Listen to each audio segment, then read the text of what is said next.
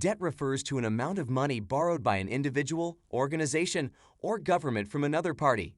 It typically involves an agreement to repay the borrowed amount, often with interest, over a specified period of time. Debt can take various forms, including loans, credit card balances, mortgages, or bonds. Before we dive into the difference between good debt versus bad debt, if you haven't already done so, please subscribe to this channel and hit the like button. To differentiate between good and bad debt, it's important to consider the context and purpose of the debt. Here's a general understanding. Good debt is generally considered an investment that has the potential to generate long-term benefits or increase your overall net worth. Some examples include student loans, borrowing money to finance education or skill development that can lead to better job prospects and higher income. Business loans, obtaining capital to start or expand a business with the expectation of generating profits. Mortgages, taking a loan to purchase a home, which can potentially appreciate in value over time. Investments, using borrowed funds to invest in assets like real estate or stocks that have the potential for growth and generate returns higher than the cost of borrowing. The wealthy often use good debt strategically to build their wealth and create financial opportunities. Here are some ways the wealthy use good debt. Real estate investments. The wealthy often use good debt to invest in real estate properties that generate rental income and appreciate in value over time. They may take out mortgages to purchase rental properties or commercial real estate with the expectation of generating cash flow and long-term appreciation. Business investments. Wealthy individuals may use good debt to invest in new or existing businesses that have the potential for high returns. They may use debt to finance new business ventures, expand existing ones, or buy out other shareholders. Investment portfolio. The wealthy may also use good debt to invest in stocks, bonds, and other financial assets. They may use margin loans to buy stocks or other investments with borrowed funds, with the expectation of earning returns that exceed the cost of the loan. Overall, the wealthy tend to use good debt as a tool to increase their net worth and create financial opportunities, rather than as a means of financing lifestyle expenses. They are also typically careful to manage their debt responsibly and only take on debt when they have a clear strategy for using it to generate positive returns. Example of good debt scenario. Good debt is a type of borrowing that can help you build wealth or improve your financial situation over time. Here is an example of a good debt scenario. Let's say you want to start a business, but you don't have enough money to fund it yourself. You decide to take out a small business loan from a bank or a financial institution. With the loan, you are able to start your business and purchase the necessary equipment, inventory, and hire employees. Over time, your business becomes successful and you are able to pay back the loan with interest. The interest payments you make on the loan are tax deductible, and you are also able to deduct other business expenses from your taxable income, which can lower your tax bill. In this scenario, the business loan is considered a good debt because it helped you start a business that eventually generated income and improved your financial situation over time. The interest payments were tax deductible, and the loan helped you build wealth by providing a return on your investment. Good debt for rental properties. When it comes to rental properties, good debt is typically debt that helps you acquire and generate income from the property. Here are some examples. Mortgage. A mortgage can be considered good debt if you are using it to finance the purchase of a rental property that generates positive cash flow. Positive cash flow means that the income from the property is greater than the expenses associated with it, including mortgage payments. Renovation loan. A renovation loan can be considered good debt if you are using it to make improvements to the rental property that will increase its value and rental income potential. This can include things like updating the kitchen or bathroom, adding a bedroom, or improving the curb appeal of the property. Home equity line of credit, HELOC.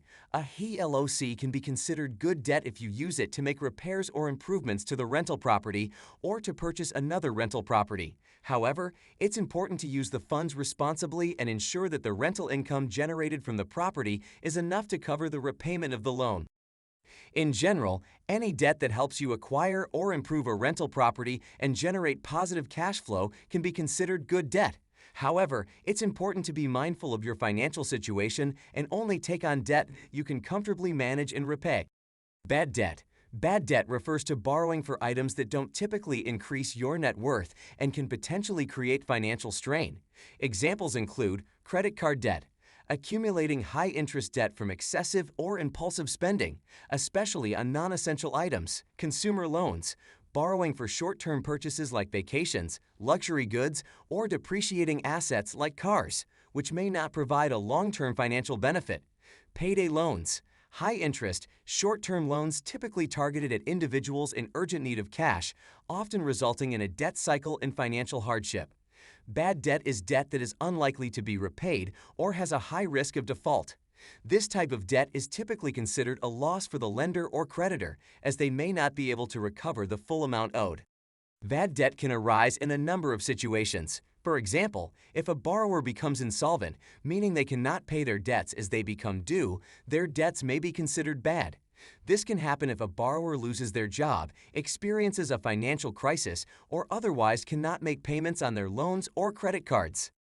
Other examples of bad debt include loans or credit that are given to borrowers with poor credit histories or those who have a high likelihood of defaulting on their debts.